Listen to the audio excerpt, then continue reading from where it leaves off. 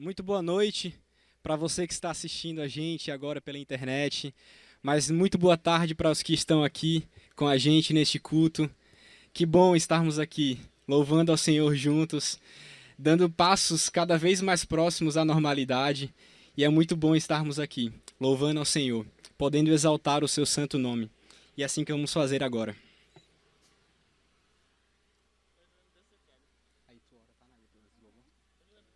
Bom estarmos aqui.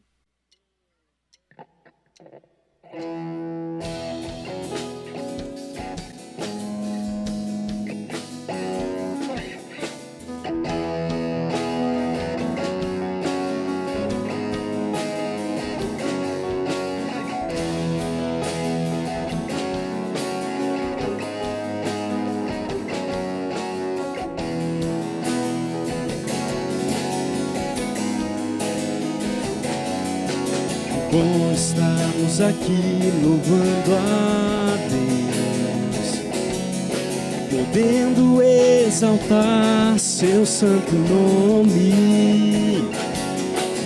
Bom estarmos aqui louvando a Deus, podendo exaltar seu santo nome. Um tempo para isso, tempo para louvarmos a Deus, num só amor, num só Espírito. Tempo para isso, tempo para louvarmos a Deus, num só amor, num só Espírito. Deus venha nos abençoar. Deus venha nos abençoar, e que essa união nunca falte para nós. Oh Deus, Deus, venha nos abençoar, e que essa união nunca falte para nós. Tempo para isso, tempo para louvarmos a Deus, num só amor, num só Espírito. Tempo para isso, tempo para louvarmos a Deus, num só amor, num só Espírito. Num só amor, num só Espírito. Num só amor, num só Espírito.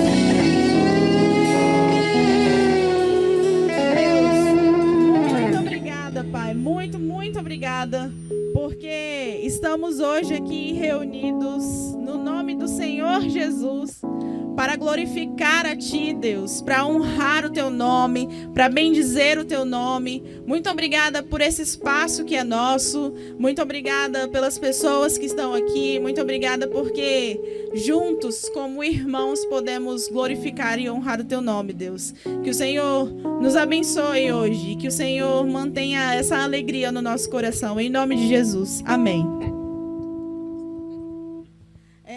Eu falei para o Breno que eu queria ler um texto que essa semana, quando confirmou que a gente viria para cá, eu me lembrei muito desse momento daqui da Bíblia, e eu queria compartilhar com vocês bem rapidinho. Só falar uns versículos aqui, porque o texto é muito grande, mas é Êxodo capítulo 15. Os hebreus acabaram de passar pelo Mar Vermelho, onde Deus abriu o mar, e os hebreus passaram e o povo egípcio foi tomado pelo mar. E aí, o capítulo 15 começa assim: Então entoou Moisés e os filhos de Israel este cântico ao Senhor e disseram: Cantarei ao Senhor, porque triunfou gloriosamente. Lançou no mar o cavalo e o seu cavaleiro. O Senhor é a minha força e o meu cântico. Ele me foi por salvação. Este é o meu Deus, portanto, eu o louvarei. Ele é o Deus do meu pai, por isso eu exaltarei. E aí, mais um texto bem grandão, e o versículo 20 fala assim: A profetisa Miriam, irmã de Arão, tomou um tamborim e todas as mulheres saíram atrás dela com tamborins e com danças. E Miriam lhes respondia: cantai ao Senhor, porque gloriosamente triunfou e precipitou no mar o cavalo e o seu cavaleiro.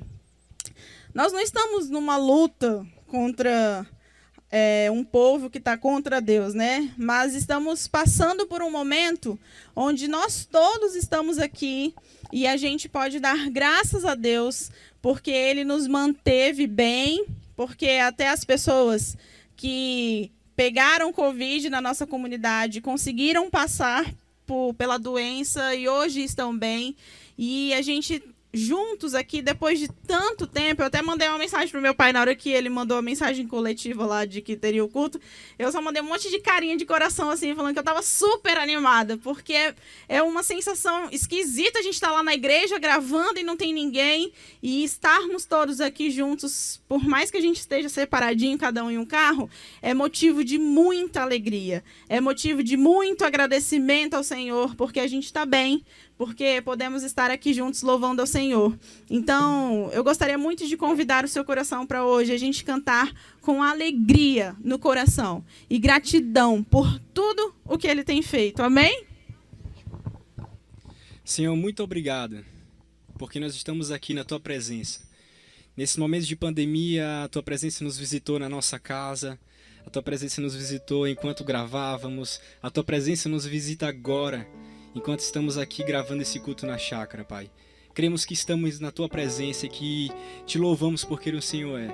Nós queremos Te louvar, Senhor, nessa noite, dizer: Senhor, o Senhor é grande, o Senhor é invencível, e por isso estamos aqui, para Te adorar, em nome de Jesus. Amém.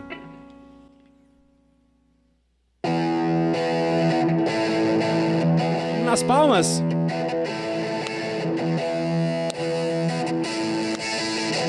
E agora sim. Jesus, em Tua presença, reunimos aqui, contemplamos Tua face e rendemos-nos a Ti, pois um dia Tua morte trouxe vida a todos nós e nos deu completo acesso ao coração do Pai. O véu que separava já não separa mais. A luz que outrora apagada agora brilha e cada dia brilha mais. Só pra Te adorar e fazer Teu nome grande e Te dar o louvor que é devido.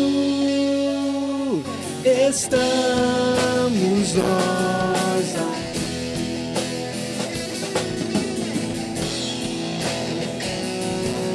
Jesus, em Tua presença, reunimos aqui, contemplamos Tua face e rendemos a Ti, pois um dia Tua morte trouxe vida a todos nós e nos deu completo acesso ao coração do Pai. O véu que separava já não separa mais. A luz que outrora apagada agora brilha e cada dia brilha mais. Só pra Te adorar, Senhor, só pra Te adorar e fazer Teu nome grande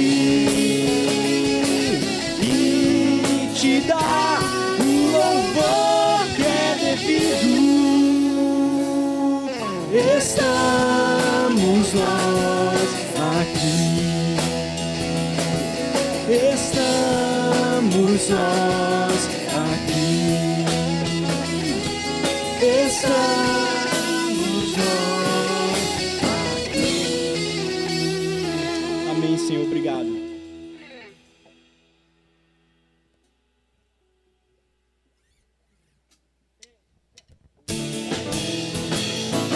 Oh, quão bom e agradável é viverem juntos os irmãos. Ali Deus determina sua bênção, sua unção. Jesus nos deu um mandamento de amor, de nos amarmos uns aos outros no Senhor. Amar sem abraçar agora, hein? Assim como Ele amou, o mundo nos verá e saberá que somos povo do Senhor. Ó, quão bom e agradável! Ó, quão bom e agradável é viverem juntos os irmãos. Ali Deus determina sua bênção, sua unção. Jesus nos deu um mandamento de amor, de nos amarmos uns aos outros no Senhor. Assim como Ele amou, o mundo nos verá e saberá que somos povo do Senhor. Somos corpo e assim bem ajustados, totalmente ligados, unidos, vivendo em amor, uma família sem qualquer falsidade, vivendo a verdade, expressando a glória do Senhor. Uma família vivendo compromisso, o grande amor de Cristo. Eu preciso de ti, querido irmão, precioso és para mim, querido irmão. Eu preciso de ti, querido irmão, precioso és para mim, querido irmão. Que bom! Ó, quão bom e agradável é vermos juntos, hein? Que bom! Agora a gente sentiu na pele o que é não vivermos juntos em presença física. Mas ó, quão bom e agradável vivermos juntos os irmãos. E louvarmos o Senhor enquanto comunidade é o nosso maior privilégio enquanto igreja. Louvarmos ao Senhor, servir ao Senhor, amar uns aos outros, porque somos partes de uma família, mesmo ainda distantes, mas somos ainda um. Somos ainda um. Devemos preservar a nossa unidade enquanto igreja, porque somos famílias do Senhor. Amém? Vamos cantar nosso Deus.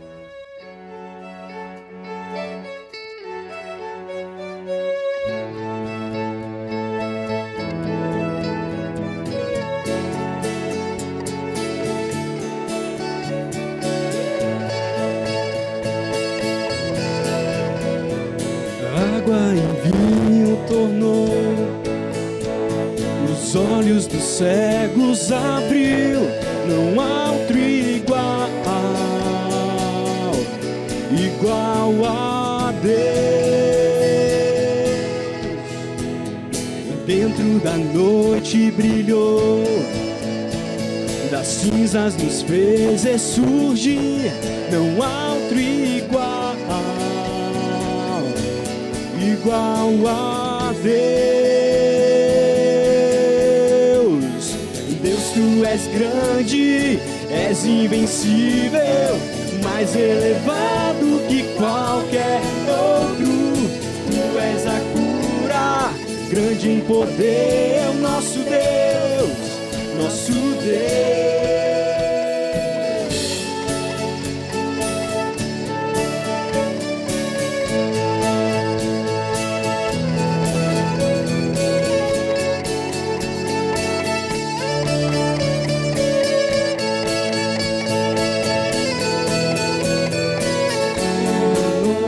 Brilhou, das cinzas nos fez ressurgir. Não há outro igual a Deus. Cante, Deus, tu és grande. Deus, tu és grande, és invencível, mais elevado que qualquer outro.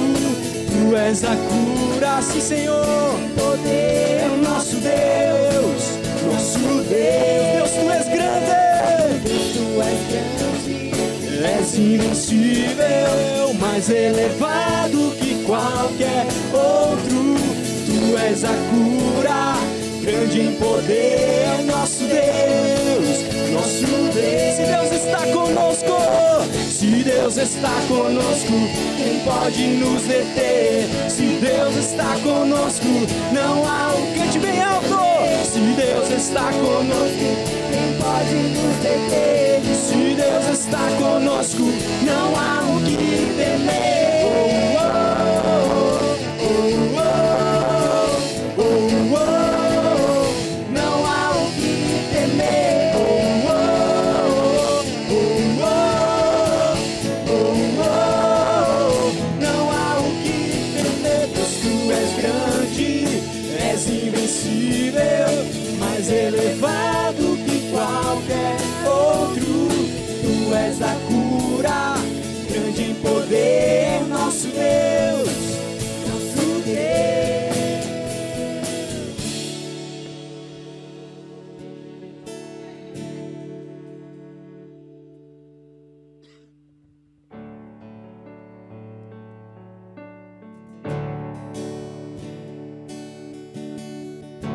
No início eras a palavra, com Deus Altíssimo,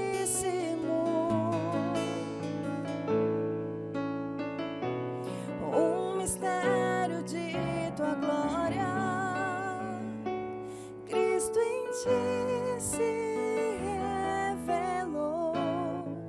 Ó, quão lindo esse nome é, ó, quão lindo esse nome é, o nome de Jesus, meu Rei. Ó, quão lindo esse nome é, maior que tudo Ele é. Ó, quão lindo esse nome é, nome de Jesus.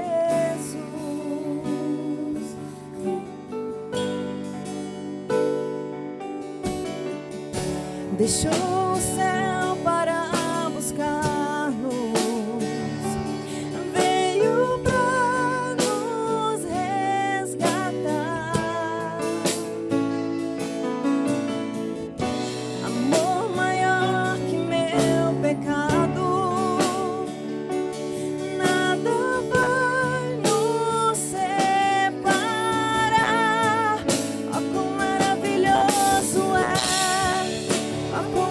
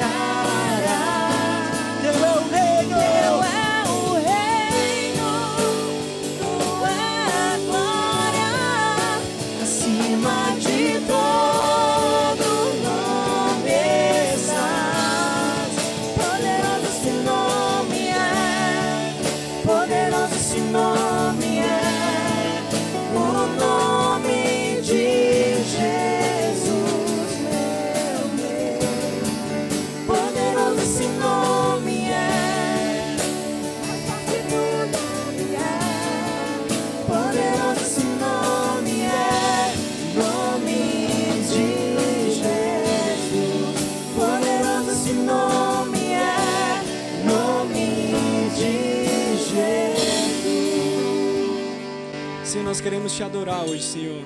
Dizer, ó, quão lindo o seu nome é. Porque o Senhor deixou o céu um dia e veio para nos buscar.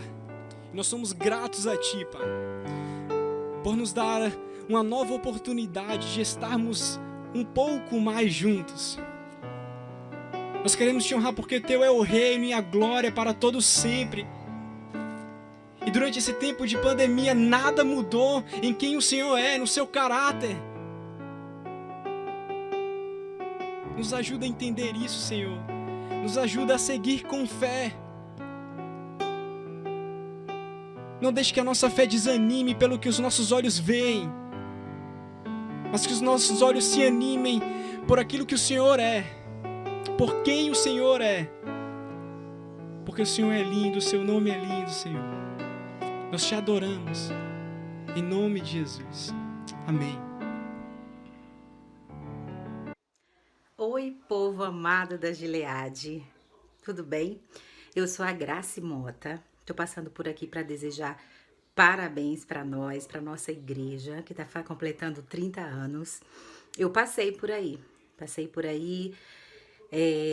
meados de 2012 até julho desse ano. Fui membro dessa igreja, fui muito amada, muito acolhida, fiz amigos que vou levar para a vida inteira. Me senti em casa, fui acolhida num momento muito difícil da minha vida, quando passei em 2014 por uma enchente. Tive vocês perto, bem perto de mim. E sou muito grata a Deus por essa igreja, porque a nossa igreja sabe amar, sabe acolher, sabe ser sal e luz. Então, estou passando aqui para dizer parabéns para a nossa igreja, parabéns para nós, que o Senhor continue nos guiando, que o Senhor continue nos direcionando para o propósito que Ele tem para nós aqui na terra, e dizer que é uma alegria, foi uma alegria e é uma alegria fazer parte dessa família Gileade. Que o Senhor nos abençoe, um abraço para todo mundo e um beijo. Que privilégio poder participar desse momento de gratidão, de louvor ao Senhor. E a gratidão é minha de ter podido participar desta igreja durante 9 anos, período que eu fui enviada ao Ibro, estudei, formei e voltei, né, nas férias, e também depois como missionária, conselho que me recebeu, pastora Luiz e sua família que me recebeu, moçadinha da igreja, familiares, pais dos filhos aí na igreja, muito obrigada. Tivemos a oportunidade de implantar o King's Kids, né, junto com o Lloyd, Jade participaram desde os primórdios, e vários outros de vocês, que bênção. Participar do louvor da igreja, junto com a Isa e a moçada aí, Natália e demais, né, Keline, Kelly, que privilégio. São muitos nomes para citar, mas a alegria de fato muito grande no meu coração. Meu casamento com aí nessa igreja, que privilégio, gente. Muito obrigada. Vocês são uma igreja que ama e me ensinou a amar e viver para o Senhor. Eu estou aqui na fronteira Brasil-Bolívia com meu esposo, trabalhamos com 21 comunidades, mas vocês ainda são a minha igreja, a igreja que eu tenho um amor, uma saudade imensa, viu? Parabéns, um abração para vocês. Amo vocês.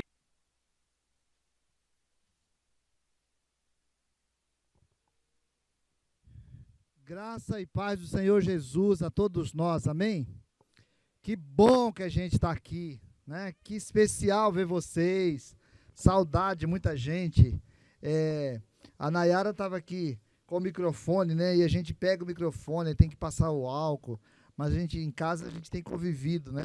E ainda é essa agonia, mas que bom que a gente já pode estar aqui, que bom que vocês têm tido paciência.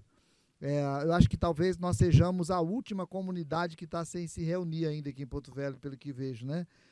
Com acertos e erros dessa decisão, a gente tem assumido a responsabilidade com as nossas vidas, então por isso não temos nos reunido, mas nós conversamos o conselho essa semana, a gente já começa a se preparar, nós sabemos que vamos voltar, né? Então vamos nos ajeitando aí para voltar e logo, logo, se Deus quiser, a gente vai estar junto. Hoje é o nosso primeiro encontro desse início de volta, tá? Para quem, quero lembrar o seu coração de que nós estamos começando a comemoração dos 30 anos de aniversário da Igreja Presbiteriana Gileade. Era para ser o último final de semana desse mês, com toda uma programação especial, mas não vai ser possível ainda, então a gente vai se organizando e vai fazendo. Eu queria convidar o teu coração, enquanto família, a todos os dias agradecer e orar pela Presbiteriana Gileade. Agradecer a Deus porque a gente tem vivido em comunidade, Deus tem nos abençoado, e também interceder para que Deus nos dê sabedoria, responsabilidade, compromisso com Deus e com a palavra, né? Então, eu quero, como a gente tem horário aqui, o sol ele determina a hora sobre nós, né? Eu quero que a gente já objetive aqui, eu quero te convidar a abrir segunda epístola de Paulo a Timóteo, capítulo 2, aliás, capítulo 3, e aí a gente já vai ler e eu vou começar a meditação. Talvez hoje não ganhe muito essa forma de sermão que a gente conhece, mas pelo menos que a gente possa pensar bem sobre o que vai ser meditado para nossas vidas, porque a gente está construindo a nossa história aos poucos, e a nossa história não termina conosco, ela continua com os nossos descendentes, né? Tudo que nós fazemos e tudo que nós vivemos, ele reverbera nas gerações posteriores. Ele reverbera com as nossas gerações posteriores. Então, o apóstolo Paulo, escrevendo a Timóteo, capítulo 2, versículo 3, diz assim, versículo 14, capítulo 3, versículo 14 a 17, diz assim: Tu, porém, permanece naquilo que aprendeste, de que foste inteirado, sabendo de quem o aprendeste, e que desde a infância sabes as sagradas letras que podem tornar-te sábio para a salvação pela fé em Cristo Jesus. Toda a Escritura é inspirada por Deus e útil para o ensino, para a repreensão, para a correção, para a educação na justiça, a fim de que o homem de Deus seja perfeito e perfeitamente habilitado para toda boa obra. Ô Pai, muito obrigado por essa porção sagrada. Muito obrigado pelo tanto que esse trecho da Tua Escritura tem alimentado as vidas durante esses milênios. Muito obrigado porque hoje o Senhor escolheu a nós que estamos aqui nessa tarde, as pessoas que assistirão no domingo nas suas casas, as pessoas que assistem depois. Nós pedimos que o Teu Espírito nos torne sensíveis ao que o Senhor pode nos dizer hoje, Pai. Ao que o Senhor quiser nos dizer hoje. E pedimos que o Senhor abençoe as vidas de cada pessoa em todos os aspectos. Se alguém estiver vivendo um momento muito difícil da sua vida, se alguém estiver desanimado, se alguém estiver com um problema maior do que a sua própria força, que a Tua boa mão seja estendida sobre essa vida que clama nesse instante pedindo misericórdia. E agora que o Teu Espírito Santo fale conosco, Pai. Em nome de Jesus. Amém. Queridos, eu gosto demais de uma figura que Jesus criou e apresentou quando ele terminou o Sermão da Montanha, chamado Sermão da Montanha. A Bíblia diz que Jesus disse assim: gente, quando vocês vivem, vocês estão construindo. E quando vocês constroem sobre algo, em cima de algo. Se vocês construírem a sua história, se vocês construírem as suas vidas sobre a minha palavra, vocês estarão construindo sobre a rocha. Se vocês construírem as suas vidas sobre outra coisa que não a minha palavra, vocês estarão construindo sobre a areia. Certamente é mais fácil, é mais prático, certamente é mais rápido. Construir sobre a areia talvez seja a coisa mais fácil que você pode fazer na sua vida. Mas vai chegar um tempo que a tempestade baterá sobre a sua vida. E se você tiver construído a sua história sobre a areia, ela não suportará. Eu quero começar uma nova série hoje, chamada Construindo a Nossa História, já que nós estamos, enquanto igreja, comemorando os 30 anos, quero pensar sobre esse Construindo a Nossa História. Mas eu quero pensar o Construindo a Nossa História pensando em termos de igreja cristã geral, Igreja Presbiteriana do Brasil, Igreja Presbiteriana Gileade e a nossa vida pessoal. Eu quero pensar que nós estamos construindo a história da Igreja Presbiteriana Gileade. Aqui tem alguns irmãos que são aqueles irmãos que participaram lá do começo. Eu me lembro no dia que o gentio chegou aqui nesse lugar e achou essa chácara para a gente comprar, e nós viemos aqui, eu achei muito feio, porque era um buraco, era um negócio desajeitado. Eu disse, meu Deus, onde que esse povo está com a cabeça? Mas aí o gentio, o Aldésio, o Daniel, depois eles me mostraram e falaram, não, cara, vai ser passado assim, vai passar não sei o quê, vai ficar. Eu não conseguia imaginar. Irmãos que trabalharam com detalhes lá no começo da nossa comunidade, e a gente chegou a 30 anos. Mas se Jesus Cristo não volta antes, a igreja de Gileade fará 60, fará 100. Nós passaremos, até o gentio há de passar, né? Terra e céus hão de passar. Então, até o gentio há de passar. Daqui 100 anos não é possível, já vai ter passado. Mas é preciso que a gente entenda que nós estamos construindo história. Então, um dia, o Azael e a Daniela vieram aqui e plantaram essas graminhas, nós juntos, todos aqui, num grande movimento para plantar as graminhas aqui, mudinha por mudinha. Nós estamos construindo história, estamos construindo a nossa história. E Jesus estava chamando a atenção do apóstolo, daquele povo, para dizer, em cima de qual base vocês estarão construindo a história. E eu estou muito preocupado, não com o gentio. Não estou preocupado com o gentio, não estou preocupado com Josafá. Não estou preocupado com as pessoas que já firmaram a sua fé. Eu estou preocupado com a Julieta, com a Olívia, que são minhas netas. Que mundo essas crianças vão viver? Qual é a estrutura que eles passarão? Isso vai depender do que eu e você estivermos construindo agora. Em alguns momentos vejo na igreja cristã, na Igreja Presbiteriana do Brasil, na Igreja Presbiteriana Gileade, eu começo a ver, às vezes, uns movimentos dos meninos, dos jovens da igreja, querendo argumentar algumas coisas com os mesmos argumentos que a não-igreja faz. E a não-igreja constrói a sua estrutura em cima de outra base que não da palavra. E nós precisamos ter definido na nossa cabeça o que é que nós afirmamos para poder construir a nossa história. E a Reforma Protestante, ela veio depois de séculos em que a igreja começou a construir grandes templos, grandes poderes. A igreja passou a impor sobre o mundo a sua vontade. A igreja passou a determinar a unção de reis. A igreja colocava e tirava reis. A igreja se tornou imensa, enorme. Mas chegou um momento que foi preciso parar e dizer assim, ei, vamos recomeçar? Porque nós estamos construindo em cima de bases que não têm sentido.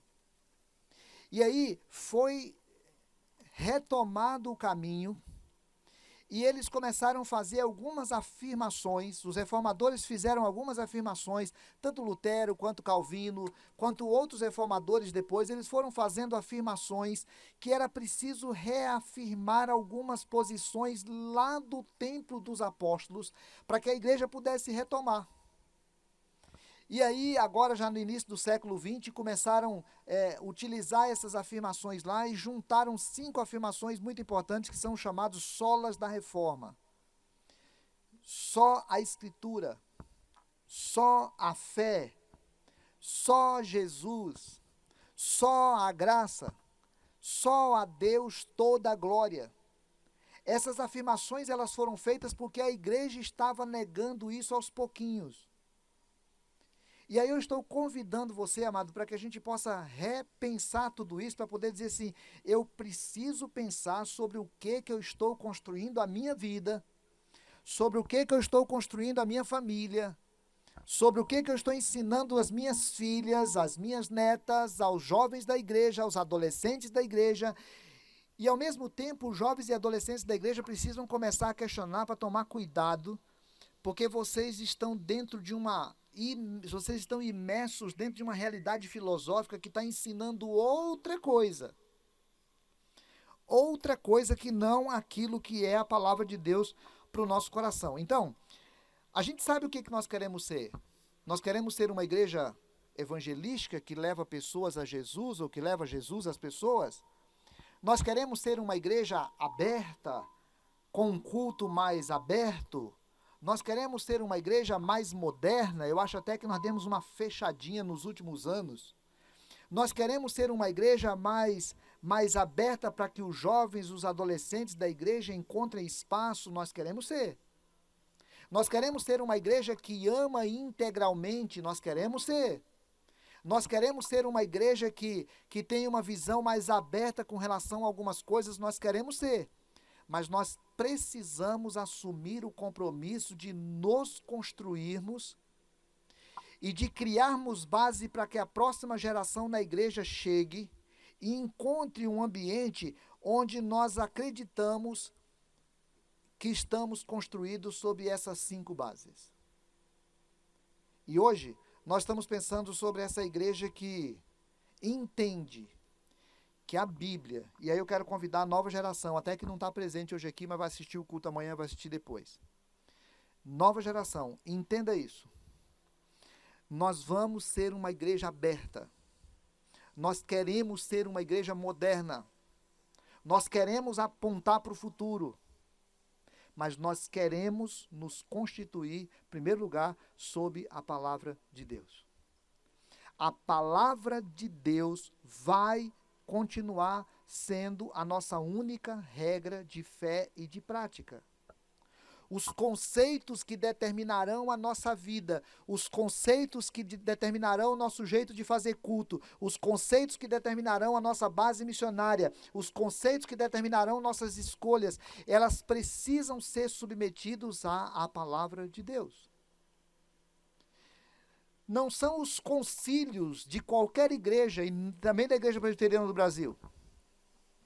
Não é a confissão de fé da Igreja Presbiteriana do Brasil, a confissão de fé de Westminster que nós adotamos. Não são as autoridades eclesiásticas da Igreja Presbiteriana do Brasil, nem pastores, nem presbíteros.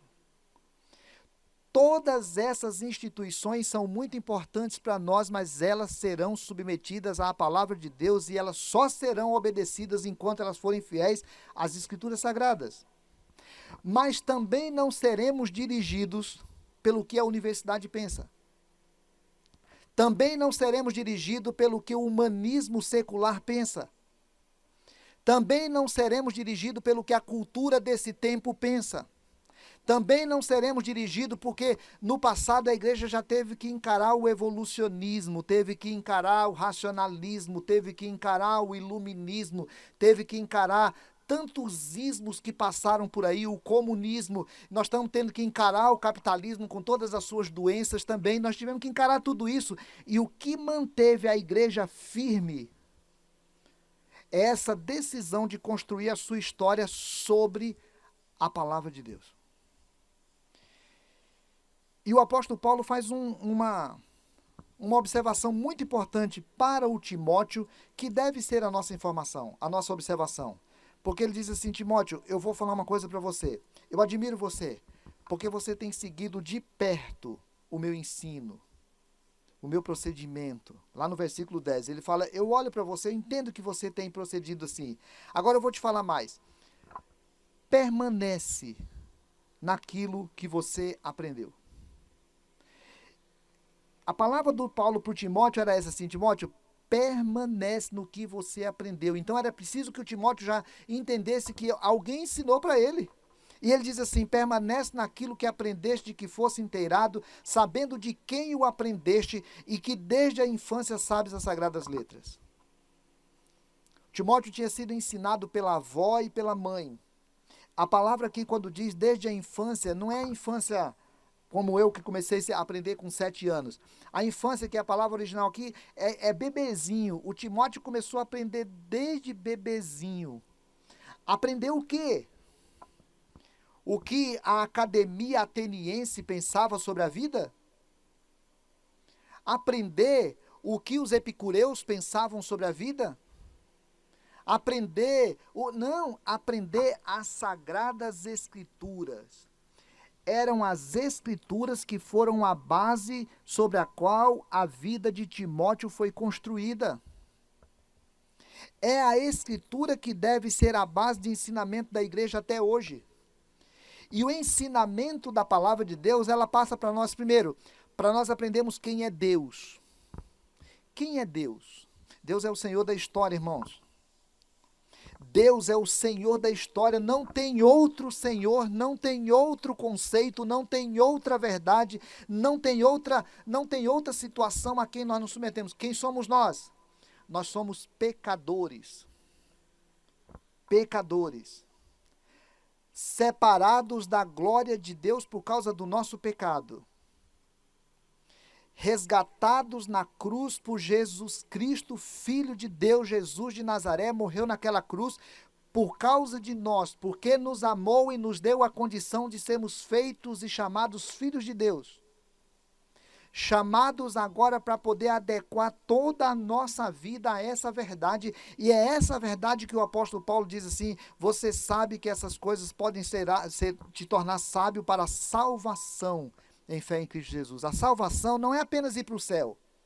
A salvação é transformar toda a nossa vida, todos os nossos valores, para nos colocar diante de Deus e nós nos submetermos constante e totalmente à palavra de Deus.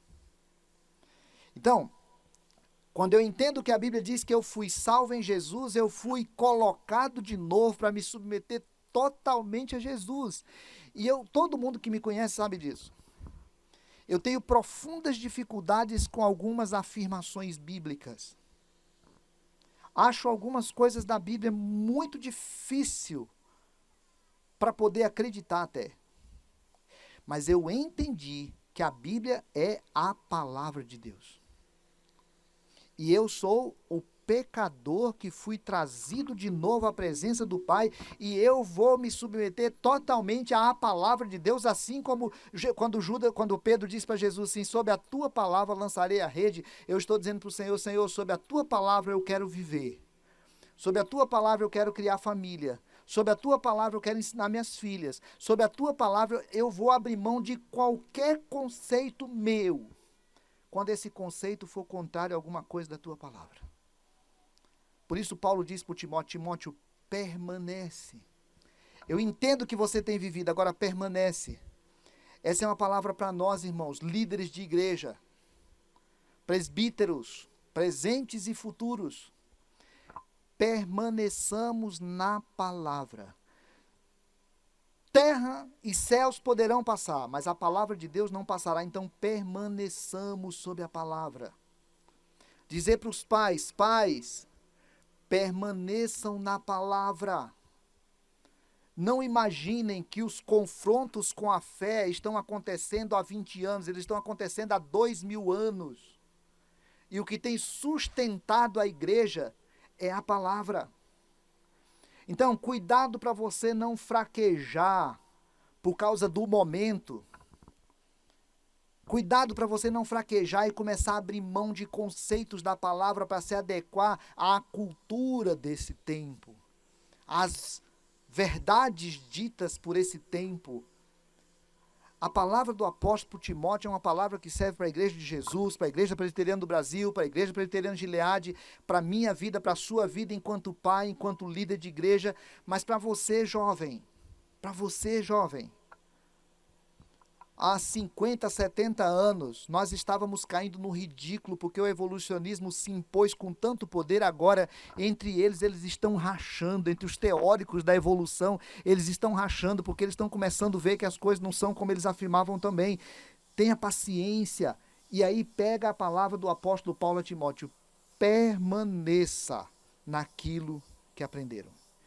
É isso que nós temos de ensinar para os nossos filhos. Ensina.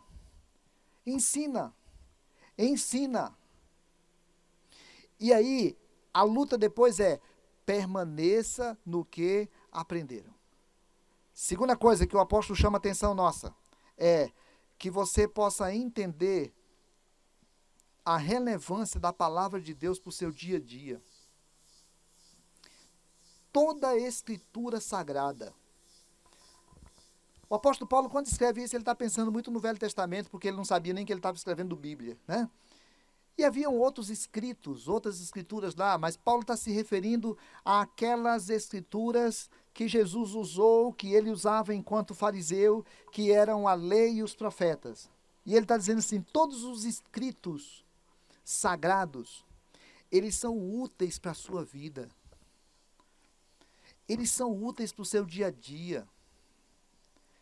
Paulo havia aprendido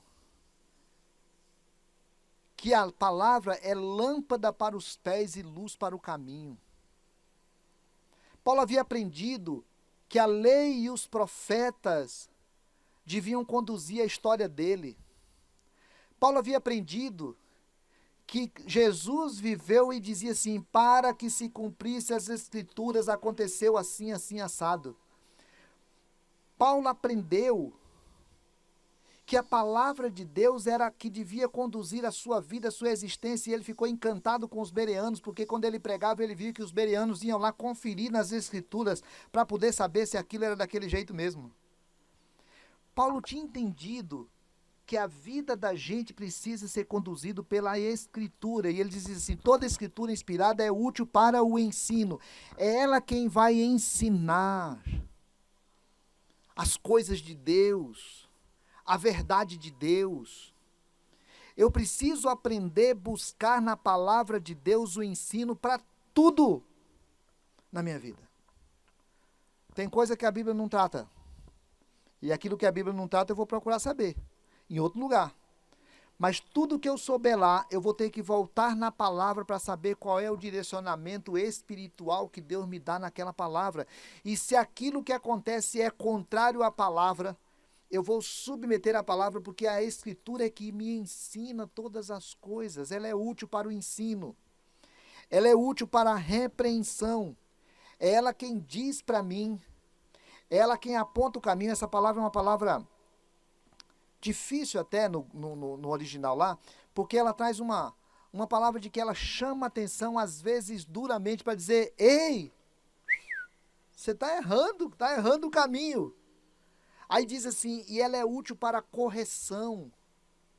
A palavra correção aqui, lá no original, é pesada, porque ela fala assim: é ela que confronta a gente, às vezes duramente, como um juiz que confronta um pecado de alguém, um erro de alguém. A palavra de Deus, ela é correção, ela nos traz de volta. Agora, irmão, sabe o que acontece? A gente tem agora os aplicativos aí de mapa, né? E aí tem hora que o aplicativo diz assim: é pra gente ir aqui. Aí a gente virou aqui. E aí ele faz um barulhinho e ele vai se adaptar para ir por outro caminho. Não. A palavra de Deus não adapta a gente para ir para outro caminho, porque nós temos o caminho que é Jesus. Então, vamos prestar atenção onde é que nós estamos construindo a nossa história, porque o apóstolo Paulo fala: ela é útil para nos educar para a justiça. A palavra educar, lá no original, é a mesma palavra de onde saiu pedagogia para nós, que é aquela palavra que pega a criança pela mão e sai conduzindo pelo lugar certo. A palavra de Deus é quem nos coloca e nos conduz pelo lugar certo, e ela diz assim: nos conduz para a justiça. Sabe por quê? Porque é essa palavra que é capaz de tornar o homem de Deus perfeito e perfeitamente habilitado para toda boa obra. E aí eu fico me perguntando, irmãos, será que nós estamos conduzindo a nossa vida pela palavra? O modo de ensinar nossos filhos está de acordo com a palavra? Os valores que estamos ensinando os nossos filhos são os valores da palavra? Os nossos filhos têm aprendido em casa mais do que fora de casa? Porque fora de casa eles estão aprendendo outros valores, outras verdades. E eles estão agoniados, porque eles vivem uma coisa lá e aquela coisa lá é meio contrária ao que diz a palavra. E aquilo lá é tão natural para a vida dele no dia a dia que ele começa a achar que aquilo é que é o normal.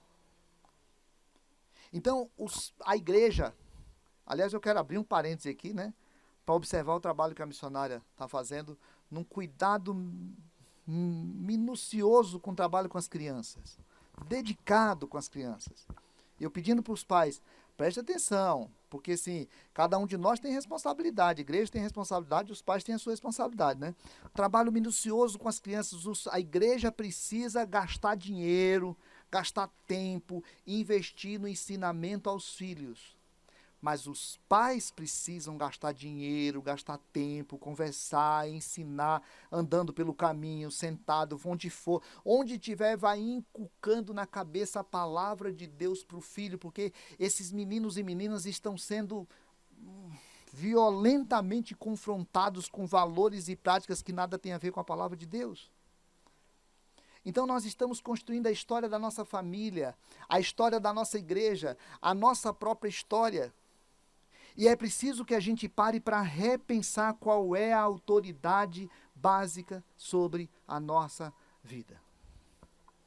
Não é possível ser cristão sem ter assumido para nós a ideia de que a palavra é nossa única regra de fé e de prática. 1521. Martinho Lutero, um monge do interior da Alemanha, confrontou o maior poder da época, que era a Igreja Católica. Fez afirmações que chamou a atenção do mundo para ele, do mundo conhecido para lá. Foi feita uma grande reunião chamada Dieta de Worms, ou Dieta de Worms. Foi chamado Lutero. E o Lutero sabia que ou ele se adaptava ao que o grande poder da época queria, ou ele seria morto.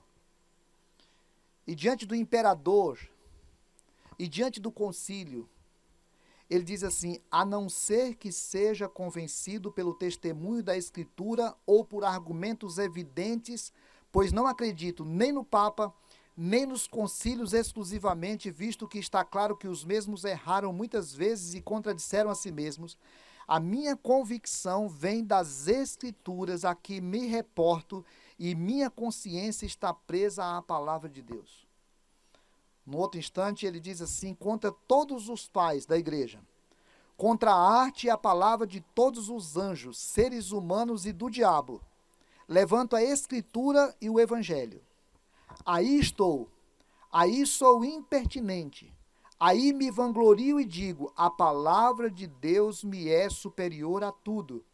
Por isso não me importa um cabelo sequer se 1000 Agostinhos estiverem contra mim.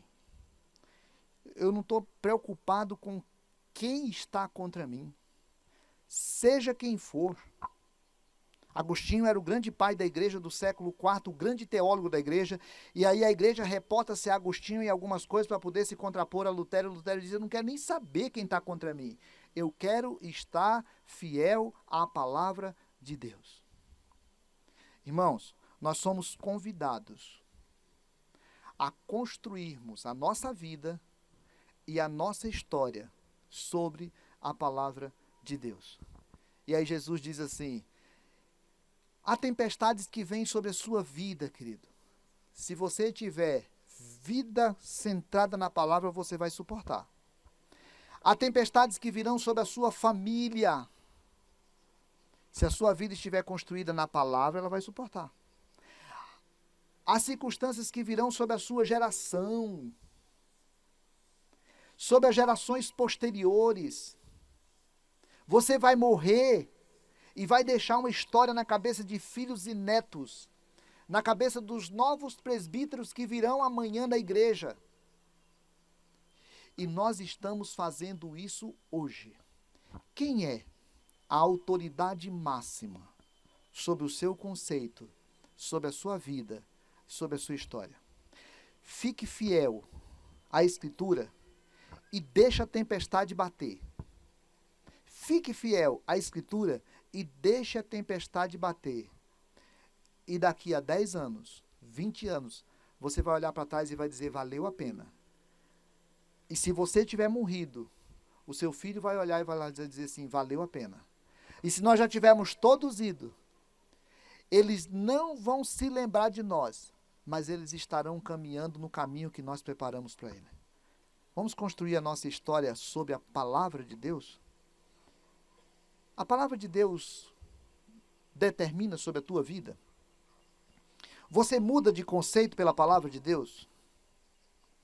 Tem alguma coisa da tua vida que você diz assim: isso aqui não é de acordo com a palavra, e eu vou fazer o seguinte, eu vou resolver fazer desse jeito? Hoje alguém me falou que decidiu decidir a vida, ficou boa, né?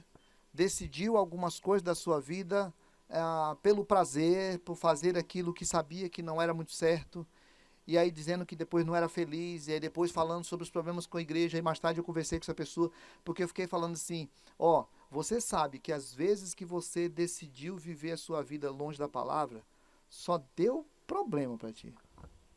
E ela falou, é verdade. A palavra de Deus é a luz para os nossos caminhos. Então a gente precisa decidir. Como o apóstolo Paulo escreveu para Timóteo, diz assim, decida, Timóteo, permaneça no que você aprendeu. Que Deus te abençoe, que Deus te fortaleça e que Deus te anime a continuar crendo, ainda que a tempestade conceitual desse mundo humanista, de cultura diversa, de racionalismo absurdo, seja contrário à palavra. Fique firme e Deus há de continuar te abençoando em nome de Jesus. Amém? Vamos orar? Senhor, é bom a gente parar para pensar que estamos construindo história e que a nossa vida está sendo construída agora. E que as decisões que estamos tomando agora em relação ao nosso trabalho, aos nossos negócios, às nossas amizades, aos nossos sonhos, aos nossos estudos, elas vão de determinar sobre a nossa vida e sobre a próxima geração. Estamos pedindo ao Senhor que nós queremos nos constituir submissos à Tua palavra. É triste quando olhamos outros continentes e vimos que a igreja às vezes se perdeu. É triste quando olhamos em outros períodos da história e vemos que a igreja se perdeu. É triste olharmos para a igreja de Jesus hoje e vemos que às vezes ela tenta se adaptar tanto a esse mundo que ela acaba se perdendo. E é triste ver pessoas e famílias que individualmente se perderam porque abriram mão da palavra. Nessa tarde, nessa noite, nesse lugar, nós queremos viver e construir a nossa vida sob a palavra de Jesus. Nós pedimos tua ajuda e tua bênção sobre isso, em nome dele, hoje e sempre. Amados, que a graça eterna de Jesus, o amor do Pai e a comunhão do Espírito te mantenha submisso à palavra de Deus, hoje e sempre, em nome de Jesus. Amém.